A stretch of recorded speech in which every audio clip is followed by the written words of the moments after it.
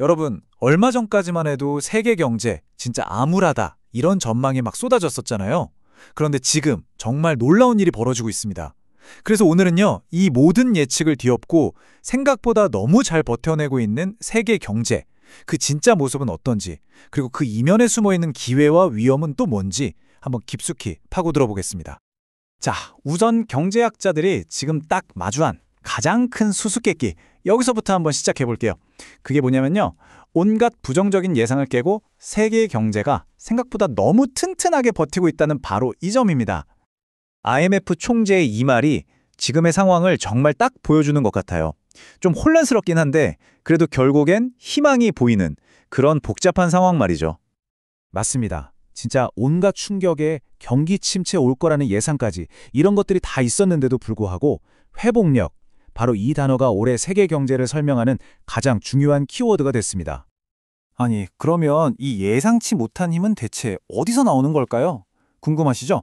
전문가들은 크게 세 가지를 이야기합니다. 첫 번째는 수십 년에 걸쳐서 차곡차곡 쌓아온 아주 튼튼한 경제 펀더멘털이고요.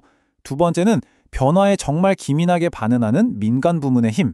그리고 마지막으로 여기저기서 관세 폭탄이 터졌는데도 대부분의 나라들이 그래도 우린 보복 안 해 하고 자제했다는 점. 바로 이겁니다. 하지만 게오르기에바 총재가 경고하는 게 있어요. 이 회복력 아직 진짜 시험대에 오른 건 아니라는 겁니다. 저기 수평선 너머를 보면 여전히 아주 심각한 위험들이 도사리고 있다는 거죠. 총재가 딱 짚어서 말하는 세 가지 위협이 있습니다. 이게 잘못하면 모든 걸 망가뜨릴 수 있다는 건데요. 첫째, 더 심해질 수 있는 무역전쟁. 둘째, 거품이 잔뜩 낀 금융시장.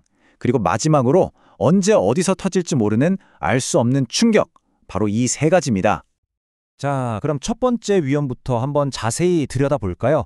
지금 무역 상황이 이게 평화로운 게 아니라 언제 깨질지 모르는 아주 불안한 휴전 상태라는 겁니다.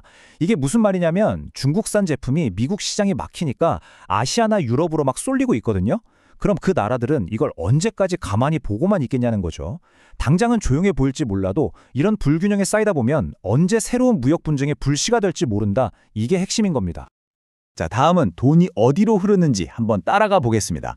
지금 투자자들이 AI가 바꿀 미래, 여기에 정말 어마어마한 돈을 쏟아붓고 있어요. 근데 이 열기가 너무 뜨겁다 보니까 만약에 이게 식어버리면 그 충격이 얼마나 클지 이건 아무도 장담 못하는 거죠. 이 숫자를 한번 보세요. 이 열기가 얼마나 대단한지 바로 알 수 있습니다. 기술주 중심의 나스닥 100 지수가 2024년 들어서 무려 47%나 올랐거든요. 근데 실제로 기업들이 벌어들인 이익은 32% 늘었단 말이에요. 어때요? 이익 성장률보다 주가가 훨씬 더 많이 오른 거죠. 한마디로 기대감이 현실을 한참 앞서가고 있다는 아주 강력한 신호입니다. 바로 이 지점에서 우리가 정말 중요한 질문을 던져봐야 합니다. 과연 이 엄청난 상승세가 계속될 수 있을까요? 아니면 이건 그냥 언젠가 펑 하고 터져버릴 거품일까요? 이런 위협들 앞에서 각국 리더들이 그냥 가만히 보고만 있는 건 아닙니다. 오히려 아주 적극적으로 세계 무역의 판, 그 규칙 자체를 새로 짜고 있어요. 예전에 미국과 중국, 이 두 나라가 중심이 됐던 그런 단순한 무역 모델은 이제 거의 끝나가고 있습니다. 그리고 그 빈자리를요, 여러 지역 파트너십들이 마치 거미줄처럼 복잡하게 얽혀있는 훨씬 더 분산되고 다극화된 새로운 시스템이 빠르게 채워나가고 있는 거죠. 그리고 이 새로운 지역 연합체들의 힘, 이거 절대로 얕보면 안 됩니다. 한번 보세요. CPTPP하고 EU만 합쳐도 전 세계 무역의 42%예요. 아세안이랑 EU만 해도 34%고요. 정말 어마어마한 영향력을 가진 거죠. 자, 여기서 핵심이 뭐냐면요. 이런 변화가 단순히 미국이랑 중국이 싸우니까 우리도 어쩔 수 없이 이런 수동적인 반응이 아니라는 겁니다. 그게 아니라 오히려 중간 크기의 나라나 작은 나라들이 이제 우리 운명은 우리가 개척한다 하고 직접 나서는 아주 주도적인 움직임이라는 거죠. 그렇다면 이런 새로운 판에서 살아남고 또 성공하려면 어떻게 해야 할까요? 아주 흥미로운 점은요. 그 해답을 의외로 작은 나라들한테서 찾을 수 있다는 겁니다. 그 해답의 시작은 바로 하버드 대학의 고든 앤슨 교수가 이야기하는 미시 경제적 회복력이라는 개념입니다. 말이 조금 어렵죠. 쉽게 말해서 경제 판도가 바뀔 때 자본이랑 사람을 얼마나 빠르고 똑똑하게 예전 일에서 새로운 일로 이동시킬 수 있느냐? 바로 그 능력입니다. 코스타리카 사례를 한번 볼까요? 인텔 같은 정말 큰 회사가 나라를 떠나는 엄청난 위기가 있었어요. 그런데 어떻게 됐을까요? 미리 기술 교육이랑 영어 교육에 꾸준히 투자해둔 덕분에 그 인력들을 고스란히 의료기기 산업으로 옮겨갈 수 있었던 겁니다. 위기가 닥치기 전에 사람에 먼저 투자한 게 빛을 발한 거죠. 스웨덴 케이스도 정말 기가 막힙니다. 나라는 작지만 아주 똑똑하고 긴 호흡의 정책으로 세계적인 혁신과 투자의 허브가 됐잖아요. 예를 들어서 실패해도 괜찮다, 다시 도전해라 이렇게 장려하는 파산법 같은 것들. 이게 그냥 돈만 막 푸는 게 아니고요. 사람과 자본이 마음껏 뛰어놀 수 있는 운동장을 수십 년에 걸쳐서 아주 정교하게 만들어 온 겁니다. 자, 보세요. 싱가포르, 스웨덴, 코스타리카 이 나라들의 공통점이 뭘까요? 싱가포르 대통령이 딱 짚어주는데요. 바로 안주할 틈이 없다는 겁니다.